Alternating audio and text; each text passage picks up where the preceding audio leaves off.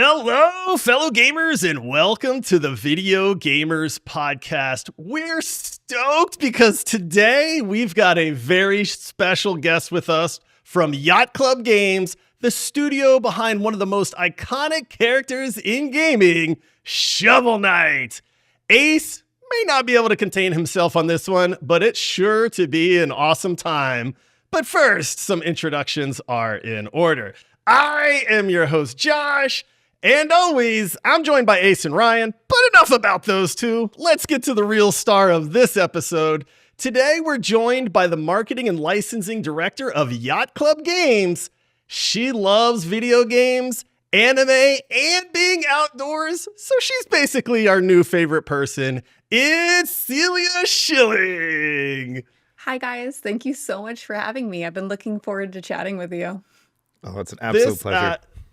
Yeah, thank you for coming on the show, Celia. Yeah. We were joking before we started recording. It's always a little weird hopping on with a bunch of strangers to talk about things you don't know. So, we get it. But thank you for being willing to do this. We've actually been trying to set this up for a while now. Yeah, it's been a little bit. I felt like every time you emailed me, I was like, yes, just not yet. And I'm so sorry. So that's why I was like, I've been looking forward to this. I wasn't ditching you. It just had to be the right time.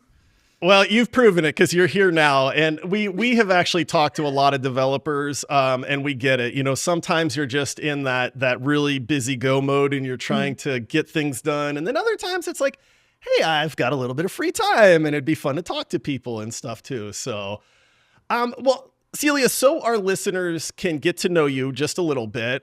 We did chat a little bit before recording and you are the marketing and licensing director for Yacht Club Games. So what exactly does that mean? Oh, man. Okay. So under the umbrella of my official title, I handle marketing, community, PR, biz dev, third-party relations, influencer relations, conventions, copywriting, website management. We wear a lot of hats, licensing, cameos. So whenever you see Shovel Knight in something, that's me. Whenever you see Shovel Knight as merchandise, that's also me. We do a lot of stuff, but in addition to all those fun things, Yacht Club has a pretty horizontal structure. So besides in all the marketing and merch and biz dev stuff, like when I have time, I'll be in level design pitches and NPC and character discussions. And I just finished playtesting Mina and writing up notes. So I've been very busy. It's been a great time though.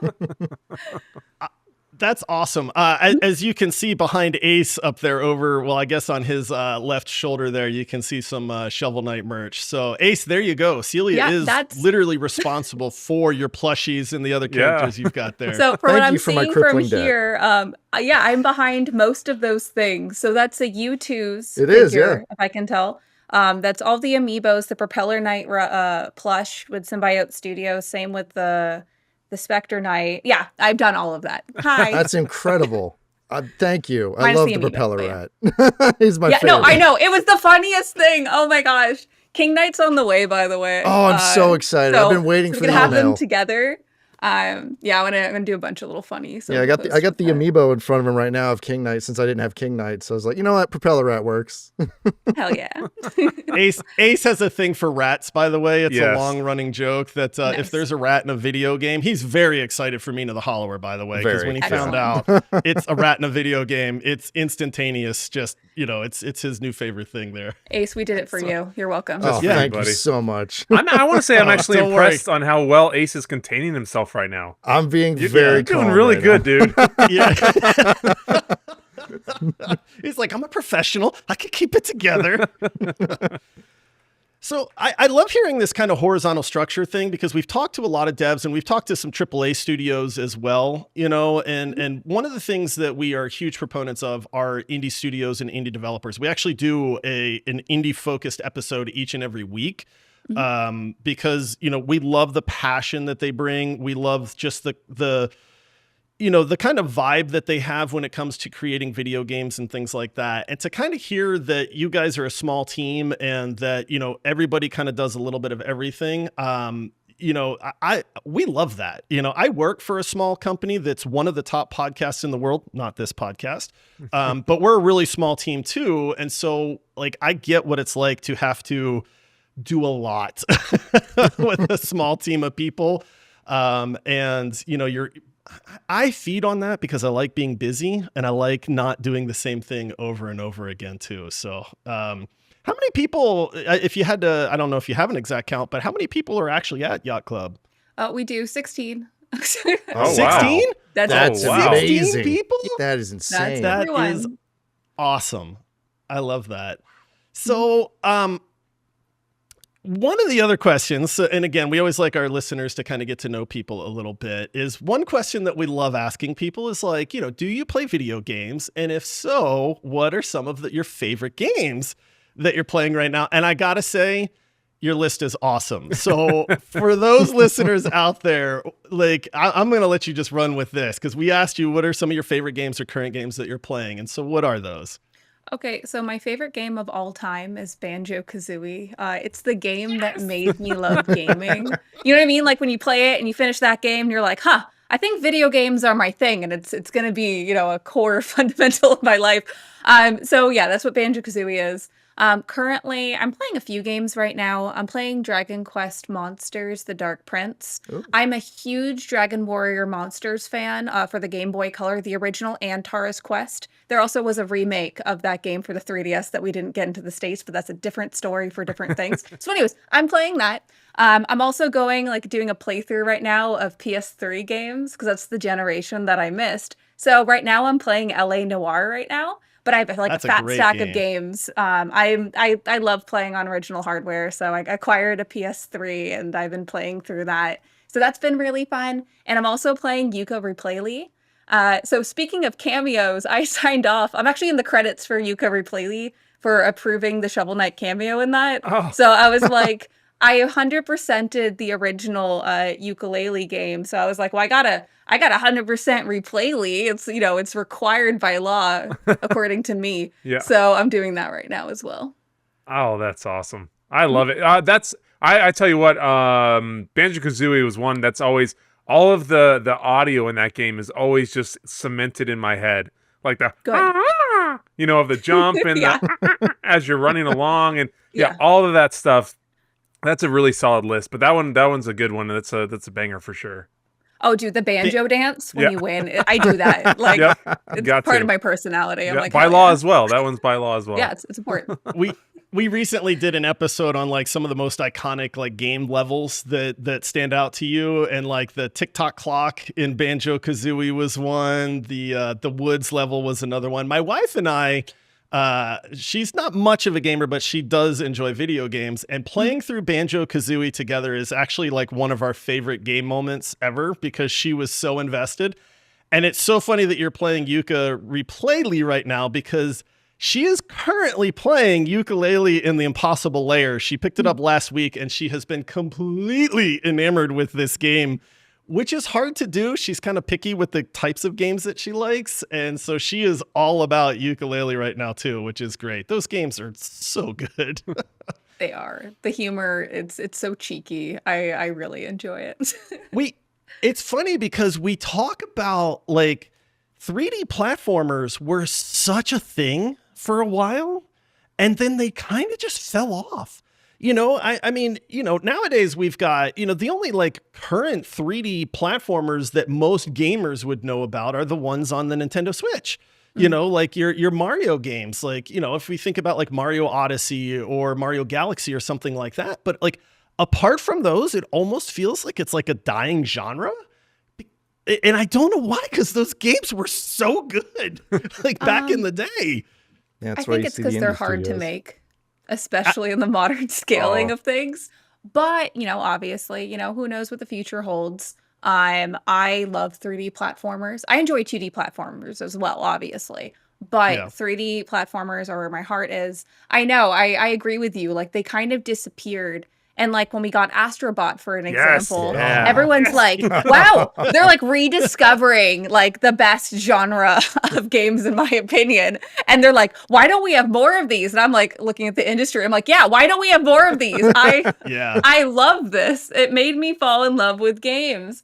So yeah, I would love to see more, hopefully with, the success of Astrobot and Donkey Kong Bonanza, which is a really fun game as well. And like Odyssey and all that, we'll see more in the near future. But unfortunately, with the game development cycle, it takes years. So maybe eventually we'll get them. And you touched on something that I don't think a lot of gamers understand is they're hard to develop. We talked to Devin Santi, who is making a game called Mr. Sleepy Man, which is an incredible looking game. It's awesome looking, really cool guy. He's a solo developer on this. But one of the things he talked about was like, I don't think people have any clue how hard it is to do like just the controls in a 3D platformer. Just the control scheme is crazy difficult to do. And then to make it to where people want to play it as well is not something that is easy. So I love it. There's another indie game called Tito. We love the devs for that game. That's an upcoming 3D platformer that looks really, really good. But I mean, we've been gaming our whole lives, and I would love nothing more than to see the kind of reemergence of the 3D platformer genre come to light too. So hey, I'd hack off my arm for a 3D platformer by Yacht Club Games. All right. Oh my god! Please don't do that. Wait, how are you gonna play it? She needs you to buy all of these things. I need you to have both hands. That's a fair I need you to have point. both hands. That's a fair point. Maybe like a leg. Do a foot. Leg Yeah, would be I'll cool. do a leg. I There could you lose go. a leg. We could sell that. Yeah, do the kidney. Yeah. Hey, then Another one of those? you'd be a real pirate like your One Piece. Oh, just like all my One Piece stuff. Look Yeah. at you. Okay. Are we getting into the anime? Because Celia, we had a big old argument this morning over anime. So this is actually perfect timing too. You said you're a fan of anime. What are some of your top animes that you are a fan of? Okay, so I'm a long-term weeb. So my favorite anime of all time is Ranma 1/2. It's a classic 80s anime. I own all the manga. I have season 1. I have the OVA, which I found out was rare. I have a giant P-chan like little neon light thing. I don't know. I love that series. Oh, cool. So love Ranma 1/2. There's like, that's my top. I also like Dragon Ball Z. I don't know. I'm trying to think, how deep cut can I go? How casual are you guys? I'm just wondering. I'm semi-casual. I was a really big fan of Dragon Ball Z when I was in high school. And then I kind of got out of anime for a little bit. My youngest daughter, who was 15, became a huge fan of anime and then got me back into it. So and I was like, all right, kid, let's do this. So she introduced me to like Bungo Stray Dogs, Demon Slayer, obviously, Promised Neverland. We've done some of the more common Jujutsu Kaisen, but she's not really a big fan of that one. And so we've tried to like branch out a little bit. And then Ryan and Ace is probably our biggest anime fan. He probably, I'll be honest, I've never heard of the one that you said was your favorite, but I think Charlotte. probably Charlotte is my favorite anime. Charlotte? Okay. Yeah. I haven't heard of that one either. Oh. But Right, have how you about seen you? Demon Slayer, Celia? Have you Everyone's seen seen Demon Slayer. Read the manga too. Okay, Well, right? Not Okay. us. No, this is Oh, this not you was the guys? argument. No. Okay. This was was the the argument. argument. I don't know. Okay, so I'm just like looking at my manga shelf. Like I have all my Ranma 1/2. I have Dot Hack. I have Nagima over here. Kodacha, Mars, Marmalade Boy. Like I have a lot of like Those are some deep a cuts. mix of things. Yeah. Girl's really good too. Erased. Have you guys seen Erased? Oh, Erased is great. Erased, Yes, so I Erased know is good. awesome Erased. deep cut. So Yes. good. Orange is also a good one if you enjoyed Erased. But anyways, interesting. No, it's okay. Like there's a million billion different anime you can watch like out there. It's really cool how we have so much accessibility with watching whatever weeb shit you want to. Like I remember back in the day, like I would have like fan dubbed taped over VHS tapes that my friends and I would pass around. And that's what we just had. Okay. That's like, how the ring started, by the way. I have bootleg Rurouni Kenshin box sets where like the translations are real bad. So you just kind of have to like make do as you're watching it. And like, so I've watched a lot of things that I'm not sure are the correct translations of any of it. But anyways, that's besides the point. Yeah, Demon Slayer is really fun. I prefer reading the manga. The animation is beautiful, by the way, but I enjoyed the manga better just for the fact it moves quicker. Yeah, we this all started because we got to talking about Infinity Castle and some of they're doing these like major movie releases now. Chainsaw Man. And my daughter and I went to go see Infinity Castle, which is what started this whole kind of discussion / argument. And I was like, it's some of the best animation I think I've ever seen. Like, I get that the story and the characters aren't very deep and all that, but oh my good, it's like watching fireworks. It's like you can't peel your eyes away. It is gorgeous. Okay, like I UFO Tables, the production company, right? Yes. That makes it. Yep. Anything they make is gorgeous. You just look for the logo and you're like, okay, I guess I'm gonna Yeah. have a great time. But also, like, with shonen anime in general, like it's you don't need it to be the deepest of stories to have a fun ride. That's so valid. Well, and that's like Bungo Stray Dogs, which is one that a lot of people hadn't heard of that my daughter introduced me to. And I'll be honest, the animation is not great, but the characters in the story in Bungo Stray Dogs is actually one of my favorites that I've come across so far. And so it's like, that one, I'm like, it's neat to see the difference where it's like, okay, if I want to watch fireworks, I watch Demon Slayer. If I want like a really good character, story-driven, anime, then Bungo Stray Dogs is really good for that one as well. So If you want both, watch all right, One listen, we Piece. got to take. Oh my god. Yeah, I'm not. One See, I Piece. can't get into 1,000 come episodes. on. Okay, dude. Okay, Ace. I remember in 2000, and I want to say it was like 5. I was like in school, okay, and we had a substitute teacher. This is relevant to the story, I promise.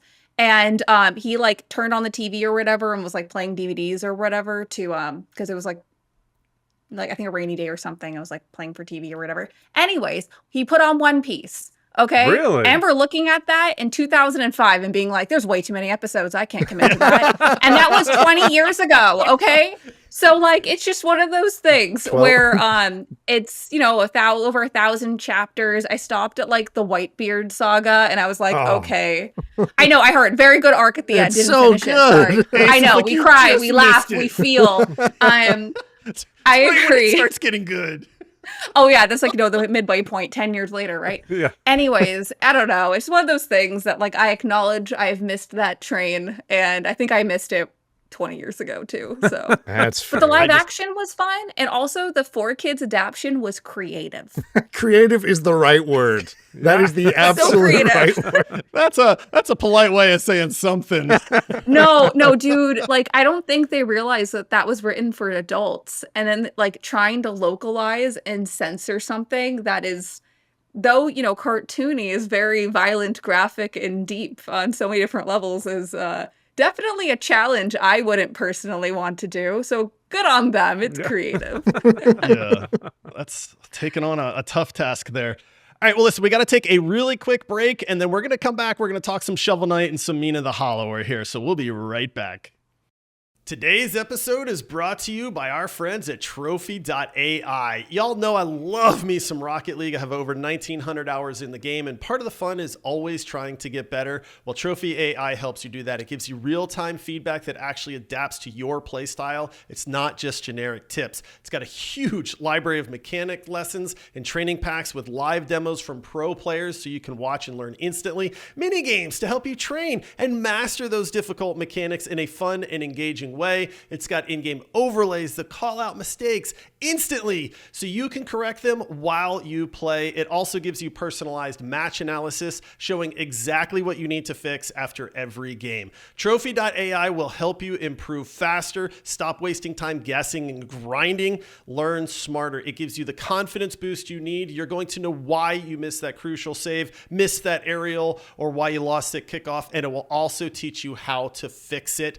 The best part is you get a free 7-day trial. It is risk-free. There is no downside to it. You will see progress in just 1 week. Head on over to trophy.ai. Use code VGP at checkout when you sign up for your free 7-day trial. Again, that is code VGP.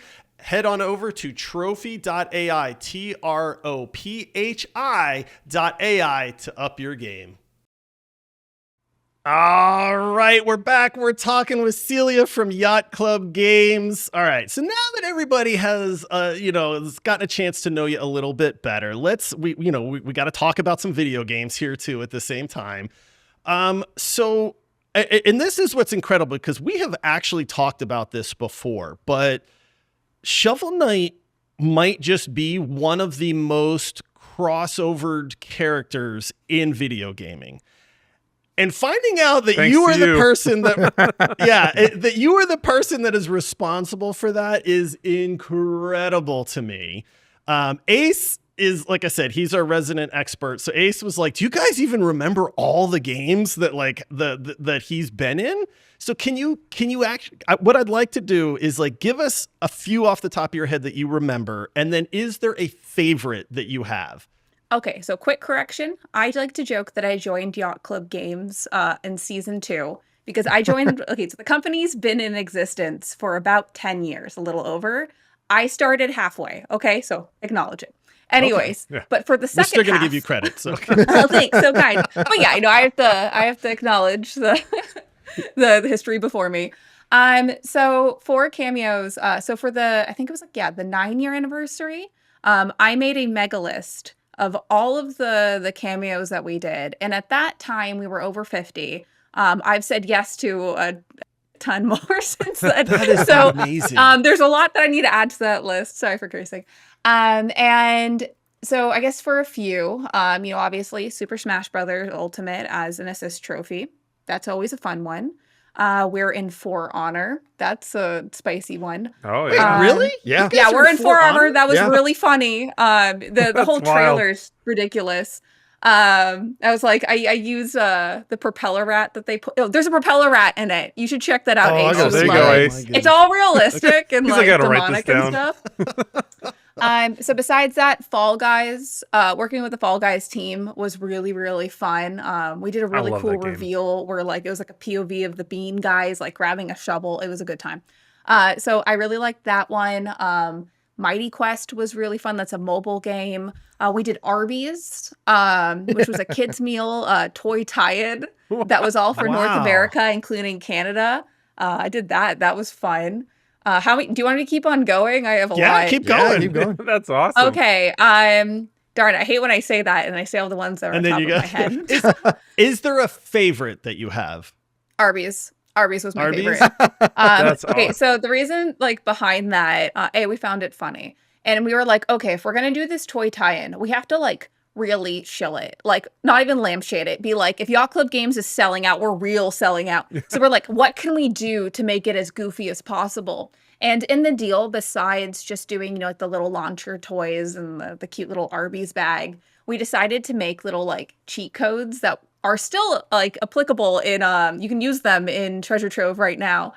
And it was like turning King Knight's crown into the Arby's hat. Shovel Knight, when he goes to the iconic catch her scene to like grab, Shield Knight in the dream sequence. It's an Arby's roast beef sandwich. Like the propeller rats are like milkshakes. Like we just were like, just chill Arby's wherever we can because it's funny. And we made a commercial for it where it's like Shovel Knight runs out and then we have a record scratch and it's like Arby's, yeah, and we had so much fun doing that because it was so ridiculous. Because the cool thing about the team is, obviously we're 16 people. There's not a lot of red tape. It's Right. us. And 99% of the time we're like, oh, is it funny? Yeah, let's do it. Why not? And so a lot of like creativity went into that. And it was really funny because we're like, okay, like how much work are we going to put into this? And we're like, okay, let's give it a weekend. Whatever we can do in one weekend is what's going into this. And that's what we made. Oh, that is. I'm looking right now, and there's like a pixelated Arby's sandwich. Like, Yeah, gosh. We had to edit it a couple times because it looked too much like a bagel, according to Arby's legal. bagel. The things We're that like, we're nobody thinks inventing. about. Right? I don't like, know, man. yeah. How do we make this look like a beef and cheddar and not like a bagel flying through the air or I something know, like that? right? Right? Okay, so yeah, Yeah. that was some little fun Then inside. do you have legal handle with unlicensed product like Ace's Shovel Knight his jack-o'-lantern jack-o'-lantern? back Oh, jacket jack-o'-lantern? in the back? Yeah. Oh, time to sue you. Yeah, cease and Oh. desist Send is the coming cease and quick, desist you to- know? No, Yeah. okay. We are very, very supportive of, fan creations. So, you doing that, awesome. You start selling it, Yeah. It's mine. Just I kidding. swear. I won't I've had it for like 4 years. Ace bought that from some random guy on the corner. What are I you talking definitely about? did not. no, they'll take his house, your house too, why not? Just kidding, So- I'm kidding. So when you so this is interesting to me because like for such a successful like character and franchise and all this stuff, like do people reach out to you? Is that like the majority? Are you reaching out to people and saying, hey, you know, we want to get Shovel Knight into like your Arby's kids meal? Like what does that look like? I guess I guess I don't understand. Like, is it you doing a lot of outreach and then kind of getting those people that say like, yeah, this sounds totally fun? Or is it people going like, man, we love Shovel Knight. Like, we really want to get Shovel Knight into this game. Like, how do we do that? It's kind of a two-way street, to be honest. Like, we get tons of pitches all the time. Like, I go through the email and like look at things and see if something aligns. Because, you know, at the end of the day, you know, we only have a certain amount of bandwidth to support certain things for. And obviously, we'd love to do all the little fun things, but I am one person and I am very tired. Yeah. So it's kind of like seeing what I can handle.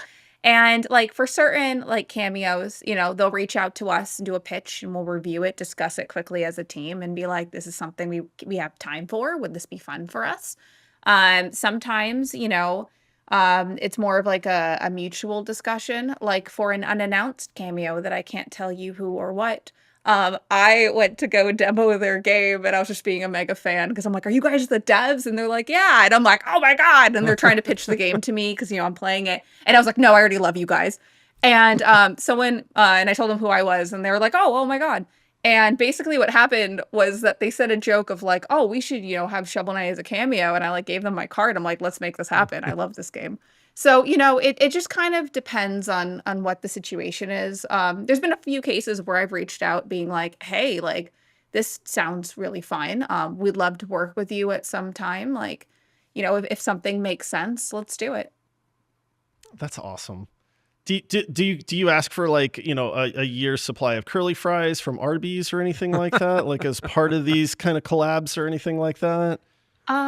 So yeah, it's kind of like, you know, a pile of dirt, actually. We're big fans of dirt piles at our studio. You know, I feel like in this economy, we can't ask for yachts. So, you know, dirt is fine. But obviously, you know, with the legal process, every case is different. You know, we do all the legal yarble, jarble, we high five, and then a cool collaboration happens. So there you go. Awesome. That's so cool. That is awesome.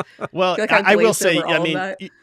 you know, you and your predecessor, you know, have done an amazing job because, like I said, I don't know that there is another character in gaming, you know, that has had so many just fun crossovers and appearances and things like that. And I think it's a testament to not only yourself, but everybody at Yacht Club Games to have such a good sense of humor and to have fun with something like this. Because like one of the things that we always tout to people is video games should be fun.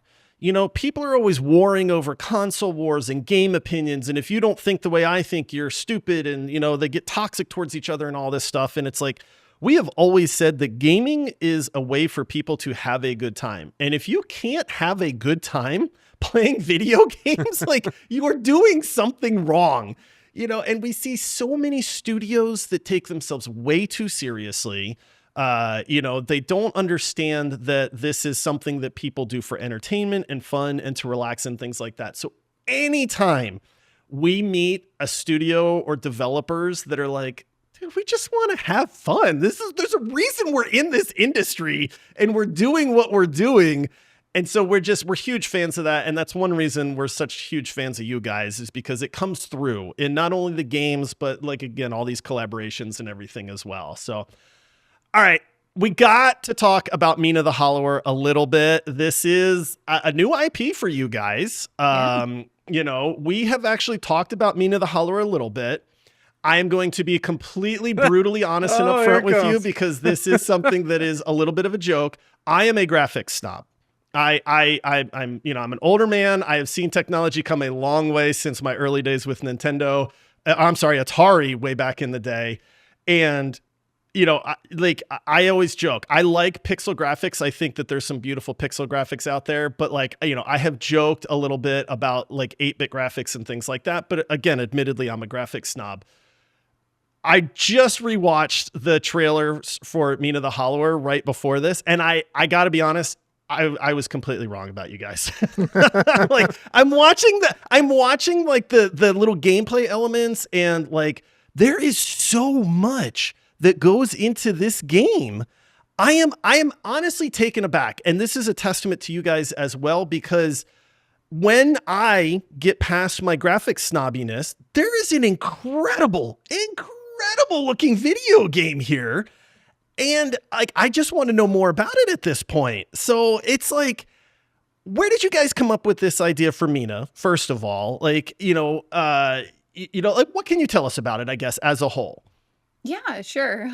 Interesting introduction there, Josh. The reason I say that is because I have taken flack from our community where they're like, Josh, you're such an idiot. Like, you're such a graphic snob. And like, this game looks great. And I'm like, you're right. It does look great. So that was my like roundabout way of saying like, hey, I think I was wrong about the graphics on this game because I just rewatched it and they're actually pretty incredible too at the same time. So duly noted. Wait, so where do they bully you again? Just wondering. Yeah, I know. And I just listen. I deserve it. There are many things that we say, hey, we're a bunch of doofuses, and like I am definitely not right on everything by any means. But I'm also willing to say like, okay, I was wrong on this one. And with Mina the Hollower, like I said, I just rewatched these trailers, and my goodness, if I didn't see so many neat things in this game that I didn't notice at first. And so I'm very excited like to hear a little bit more about this as well. Yeah, okay. So now that we have that out of the order. Okay, so basically I feel so much better now. It's like the air is confession is over, Josh. Confession is over. You're free. And then I never talk to you again. I know. No, then I'm gonna get. You're still going to hell, but So Mina the Hollower. So the idea for Mina actually like was cooked up towards the end of development on Shovel Knight Treasure Trove. Like it was 2019, and we're looking at like, we've been working on this game for years, and what are the next step? Like, what is our studio going to look like?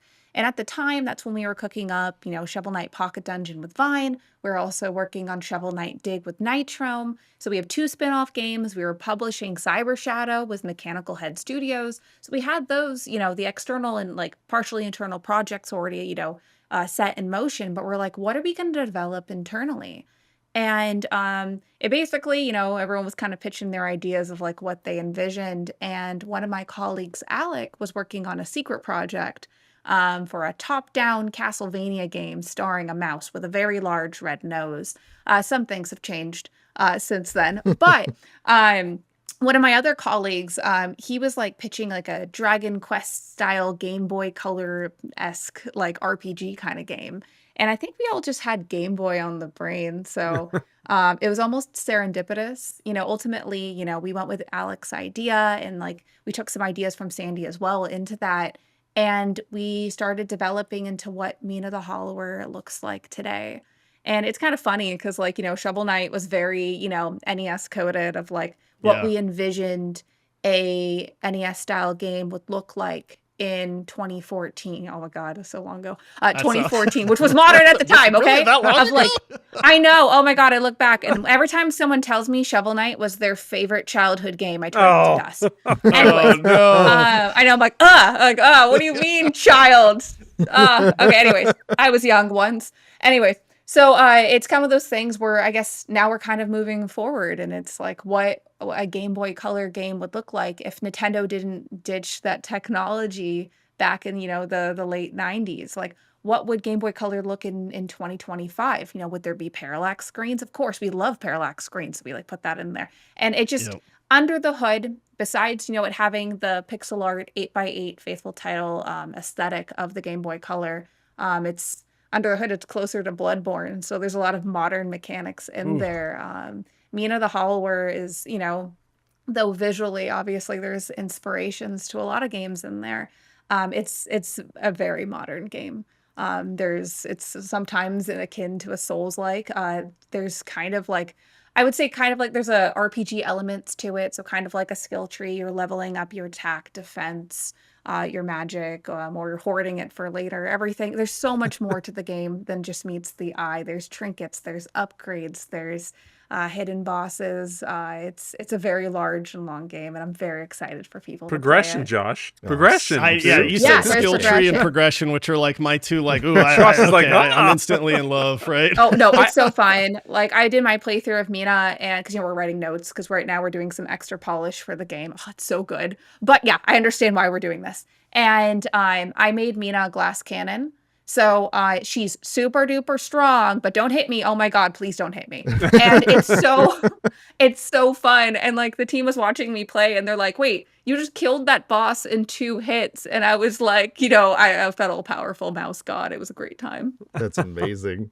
See, I was the only one of us who played the demo for Mina when it was up. So I kind of had an idea what I was getting into, and I enjoyed every second of it. The burrowing mechanic was just so cool. The way that you could just dodge enemy attacks just by burrowing under them. Yeah, no, it's great. Yeah, hollowing is a complete Then you joy. compared it to Bloodborne. I'm even more sold. Like, I Yeah, freaking no, love Bloodborne. The world, once you finish the demo, and the reason that we stopped it there is that the whole world opens up after that. Oh, all So right. you can go to any level, anytime. I thought it'd be really fun to like from the first level go to the last level or second to last level and like just brute force it. And you can do that. You'll have a really bad time, but you can do it. You can do whatever you want. It's a fun little adventure. I love that. That's what gamers love to do. Just be miserable. Yeah, exactly. Oh yeah, no, it's so fun. Everyone's like, well, Celia, you can go back. I'm like, nah. No, Nah, I'm I've committed. Yeah. That's Gotta get one through thing it that now. I noticed too, with it, like you described there, is that the mechanics in this game, like it is, a unique style, and it is that 8-bit, but you can tell the work that's been put in the way those mechanics work is they are advanced, they are kind of new age. There's a little bit of a platforming element, so it is highly unique, and I absolutely love the look of what I've seen so far too. And Ace is a champion of this game, and you guys have as developers, so. Yeah, it's looking really, really good. So we're excited too. Music's bumping This- too. Oh yeah, the no. music in it is incredible. Right as the trailer's starting, you get that music kicks in, and I'm just like, okay, it like this is what I was literally about to say is we're all middle aged, we'll call it, and it's like there is this incredible like nostalgia hit from the music and the graphics. But you guys have done a masterful job of blending that with modern gameplay, which I well. imagine has to be Yeah. very difficult, number one. But number two, to be able to cater to that, like, hey, you guys remember these games you used to play? And that nostalgia, but then to make them modern is something that a lot of people are not doing. And if they're trying, a lot of people don't do it successfully either. And so that is something that is... honestly, like kudos to all of you at Yacht Club Games, because we saw this with Hollow Knight, and I like the fact that you guys aren't afraid to let gamers make mistakes in games. Like you said, like going to this, next to the last level in the game and just getting your butt kicked. I love that feeling. Like honestly, and we have a funny story with when shouldn't be Ace there. Oh plays- my gosh, yeah. when Ace made us play Shovel Knight, famously, Paul, our good buddy Paul, didn't understand that you're not supposed to break all of the checkpoints in the game. And when we found this out live on the show, we were like, you broke them all? And he was like, yeah, you can break them. Are you not supposed to? That's when we were like, Paul. Like, he's like, well, that explains why I thought this game was really hard. He just thought they were Hell hidden. yeah. I love that. I love that, like, there is almost a little bit too much coddling of people sometimes in like more modern games. And I get that sometimes you're having to, cater to such a broad audience, but allowing people to make mistakes and learn from those mistakes and push the boundaries is an incredible thing. So thank you to all of you at Yacht Club Games for just keeping that going, at the same time. It is awesome. Now, I don't know if this is true, so I want to confirm. Originally, it was set for October 31st, but that got pushed back a little bit for some final polishing. Is that correct? Correct. So yeah, we had to make the difficult decision of delaying the game. And I know it's disappointing. We were disappointed too, but it was a unanimous decision from the studio. Like we all agreed that Mina, there's high expectations with Mina, and we have very, very high standards ourselves. And the cool thing about being an indie studio is we're able to say, hey, time out. I know that we had promised this date and it is disappointing, but we're promising you like a superb product, and we're going to deliver that to you. So we're working on the final polish. We're playtesting the game, like I said, writing notes, making it as seamless and smooth as possible. So it's well worth the wait. And it's not a major delay either. Just the one thing is that we're not announcing a new release date until the game is submitted and everything has like all the checks Good. are there. Yeah, and we can just that's say, fair. this is the day we're like for realsies this time, see you on launch. So just be a little bit more patient with us, and we're gonna give an incredible adventure. And we totally respect that. One thing we love is we are okay with delays when it comes out and it's fine and polished and it works well. There's nothing more frustrating than on launch day you get on a game and it doesn't work. So you know what? Take all the time you need, give us a great product, and we'll be happy and people will gobble it up. So yeah, we love that. If it's like 5 or 6 delays, I personally I'm a stickler for that. But you know what? Take the delays and make the game what it deserves to be. And so that's exciting to hear that you guys are really dedicated to that. It was such relief. No, and thank you for your words. It was such a relief from like the reaction from the community that was also supportive of it. Yeah. And I think that like some people were like, "Oh, thank God! Like I have so many games to play, so like it'll give me time to really enjoy Mina." Oh, I feel that. And I'm like, "Wow, what a great problem to have!" 'Cause I was so nervous, like legitimately in Slack. I posted, "Okay, guys, I'm posting the announcement in 5 minutes. Last chance to change your mind, like about the delay." And I got a bunch of like King Knight crying, like reactions, and I'm like, okay, I guess I'm doing it for realsies. So yeah, no, it's we're glad everyone's understanding, and you know, Mina is a love letter to gaming and the Game Boy Color, and you know, it's the next game from our studio, so it's going to be fantastic. So we appreciate the kind. I think we've seen a switch. You know, I know not everybody is like this for sure, and gamers can be very loud and with their opinions and stuff. But I think we are seeing a change in the mentality of like delays with games, because we have seen so many games that released when they shouldn't have released. And then the fallout from that is very, very difficult to overcome. And so I think we're seeing this kind of change in mindset where if a studio says, hey, we're going to have to delay this to give you the best game we can, I know for us at least, you know, we go, that's totally, I would rather wait and get a better game than to release a game that now has a bunch of issues, because you only get one chance to make that first impression. And especially with the new IP, you know, it's just like I think it's a wise choice to do that. And again, it just, you know, it shows that you guys care about the game and the people that are going to play the game as well. And that should garner respect from gamers at the same time. So, all right, we are out of time. Celia, thank you so much. We kept you way longer than we said we were going to. So, you know, thank you for hanging out with us and letting us, you know, just, you know, find out more about you, more about Yacht Club games, more about Shovel Knight and Mina the Hollower. This has been an absolute blast for us. So thank you so much for coming on the show. I know our listeners are going to love this as well. They love just getting insight into indie devs and studios and the kind of behind the scenes stuff and all that as well. So we really do appreciate it. I think that's going to do it. Ace, I know, I want to make sure you got a chance to. I have one thing I want to know. Can you tell me anything about Shovel of Hope DX? Okay, so that's one of the next games from our studio. We put coming soon, TM. Coming soon, whenever that might be. Who knows? It's one of those things of that it is still on the roster of games we're planning on working on. But all focus went from other internal projects to Mina to make sure that it's as wonderful as possible. Like I mentioned earlier, we are 16 people. Oh, yeah, we no, are totally 16 fair. very tired Totally people. fair. And so eventually, yes. And we have a lot of really cool plans for that game. We announced to tease it, so we have, you know, more things to talk about once we're done with Mina. So stay tuned for more announcements. But until then, we're full steer ahead for Mina. Awesome. Oh, she's good. Awesome. She's good, man. I'll tell you what. Yeah.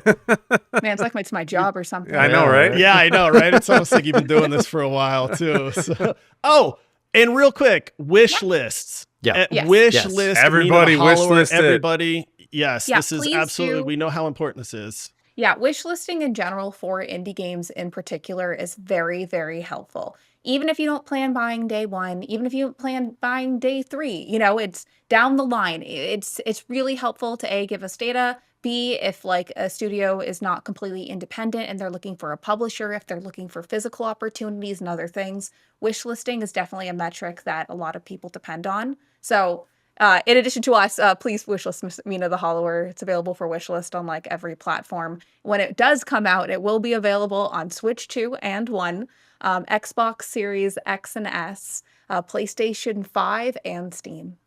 Nice. Love it. Awesome. Heck yeah. I love it. All right, listen, we're going to let you get out of here, Celia. Thank you so much. For all our listeners, thank you for joining us. Remember to wishlist Mina the Hollower. That's going to do it for this episode, everybody. Until next time, happy gaming. See ya. Peace out.